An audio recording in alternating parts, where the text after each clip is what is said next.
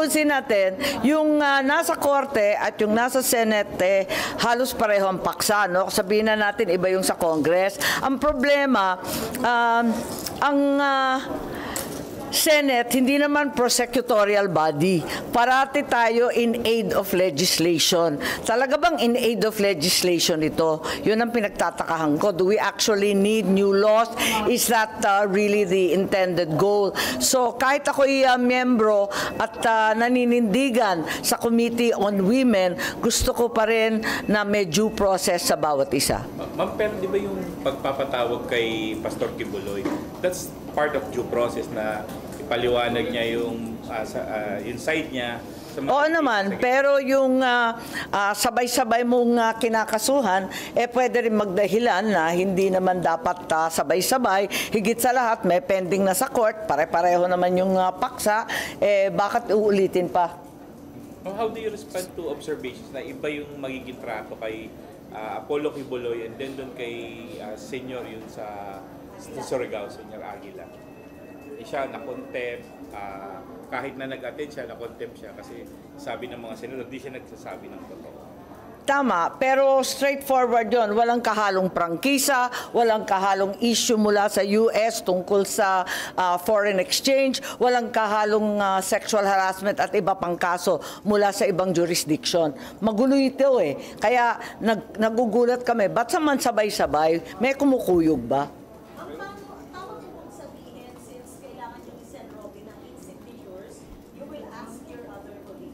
Well, I think there's been an effort to come together to a decision. Unang-una, yung pag-issue ng subpoena, sinabi na namin na talaga hindi kami sang-ayon sa ganun.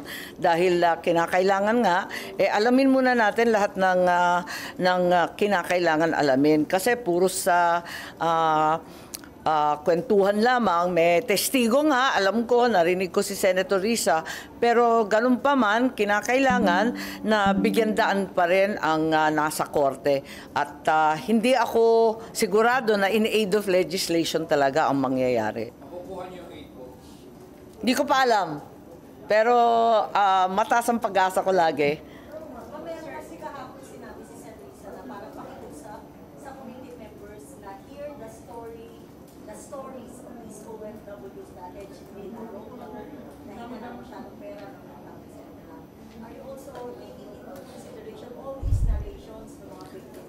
Oo naman, nakikinig naman tayo sa lahat. Pero wala pa akong nakikitang in aid of legislation kasi. So siguro, pakinggan natin silang lahat. Pero at the same time, tignan natin kung magiging sub judice yung napakaraming question at saka yung main event.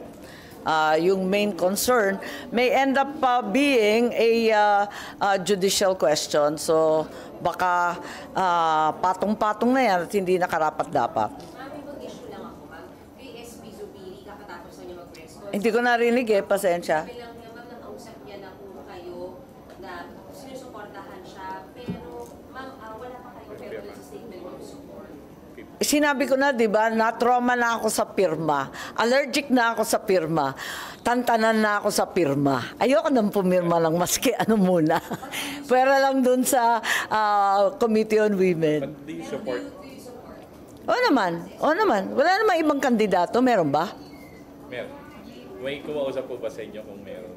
Wala naman. Parati man tinuturo si Jinggoy. Wala naman sinasabi si Jinggoy. Maraming nagsasabi si Loren. Sabi naman niya, hindi siya interesado. Sino ba? Ma'am, update lang pala. Kumusta na po si First Lady? Okay lang. Wala nang lagnat. Pero nag-iingat lang kami dahil sa kanyang edad, ano? Well, I hope not. Yes, I think she's alright. Yeah. Nag-iingat lang. Kasi nga, dahil sa edad, siyempre, ingat na lang kami. Okay, maraming salamat. Ngayon, kung ang tao, sinasabi mo na kinakampihan na, mabihira naman yung kinakampihan. Demokrasya, tol. Meron akong sariling dahilan. Ang sarili kong dahilan para sa akin, nagiging biktima si pastor kasi nilabanan niya yung NPA.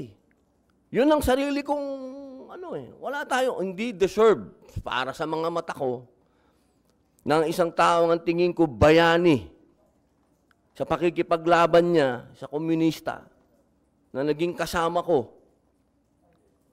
ganitong klase, papayagan ko, maiskandalo. Teka muna. Nasaan ang utang na loob natin sa serbisyo ng taong ito na inalay niya sa paglaban sa komunista? Yun ang personal kong dahilan. Hindi ito usapin ng pagkakaibigan. Kasama ko tong taong ito. Noong lahat ay tahimik na lumaban, lumaban yan. Para sa akin, deserve niya yun. Deserve niya ang aking suporta na mapunta siya sa korte, sa judiciary. Yun. Hindi ako naniniwala na in aid of legislation, makakagawa tayo ng mga bill ngayon na maapektuhan ang kingdom. Religion yan. Yun, pare ko. Sana naintindihan mo na to. Lambihira, kampi-kampi naman to. Ang posisyon ng aming chairman sa PDP Laban, pumunta si pastor, di ba? Sabi niya, yun ang posisyon ni dating Pangulo. Magkaiba sa posisyon namin. So wala akong sinunod na may nag-utos sa akin, ganun. Wow. Naman, ma'am. Revolusyonaryo, utusan lang. Sayang naman yung bigote ko. Di ba? Hindi ako utusan ng kahit na sino. Paniniwala ko, para sa akin, magkasama kami ni Pastor lumaban sa komunista. Hindi mawawala sa isipan ko yun. Ito nung panahon ng NTF-ELCAC, magkakasama kami niyan. Di ba? Panahon ni Digong, 2016 hanggang 2022. Kasi yung pelikula kong Memoirs of a Teenage Rebel, ito yung mga tunay na rebelde, na mga bata na na-recruit, sila yung naabuso. Nagpalabas kami sa YouTube. Hindi namin... Magkaroon ng napakaraming kalungkutan yung pelikulang ginawa kong yun. Walang gustong magpalabas. Ang nangyari, dinala ko sa mga government stations, ayaw din nila ilabas. Pero sa SMNI, nailabas ko. Pumayag si Pastor. Ganon din yung Isang Linggong Pag-ibig, yung sa West Philippine Sea. Nailabas ko din sa SMNI. Yun yung partnership ng matagal na paglaban sa komunista.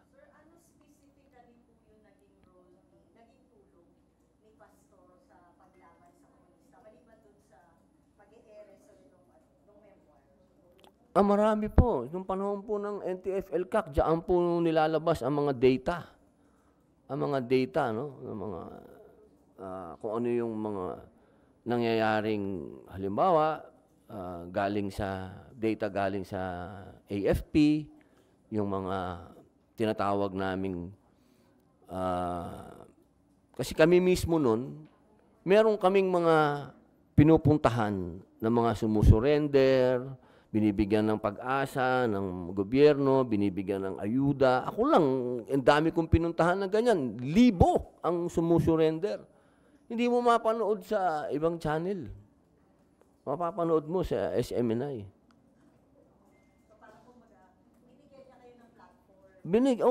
Napakahalaga nun. Napakahalaga. Sa usapin ng paglalathala ng ginagawa ng gobyernong maganda, napakahalaga nun. Hindi ko lang siya basta kaibigan. Kasi pag sinabing, kaibigan ko, kaya sinungaling ako. Hindi ko basta kaibigan yan. Comrade ko yan. Comrade. Naniniwala kami sa isang prinsipyo. Mas mabigat yun. Hindi naman kami magka-religion ni Pastor. Hindi naman kami magkababayan. Hindi naman ako tiga Davao. Naniniwala ako sa prinsipyo niya na masyado nang matagal ang communist struggle dito sa Pilipinas. Hindi na natin kailangan ng armed struggle. Naniniwala kami doon. Yun ang pinaniniwalaan namin. Sir, isa sa mga lumabas na tanong agad nung pina-reverse niyo yung contempt niya was, sir, was there any help given to you in the last election? Una na yung dasal. Dasal. Napaka-importante nun. Doon sa channel niya, sa SMNI, nabigyan niya ako ng airtime. na wala akong binabayaran. Yung mga panahon na walang tumutulong sa akin dahil ako naman ay walang pera sa kampanya, wala akong pambayad ng helicopter. Hindi, meron akong pera pero para sa mga anak ko. Hindi ko gastusin yan sa politika. Hindi ako niniwala dun. Yung helicopter niya, pinahihiram niya sa akin, yung mga ganong klaseng pabor.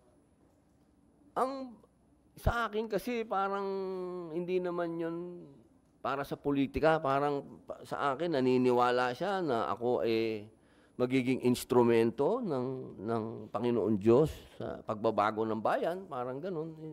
Kasi parang hindi naman maganda dahil pinahiram ka dahil kandidato ka. Siguro naman pinahiram niya ako dahil naniniwala din siya sa aking adhikain. Nagustuhan niyo ba ang ganitong pagtalakay?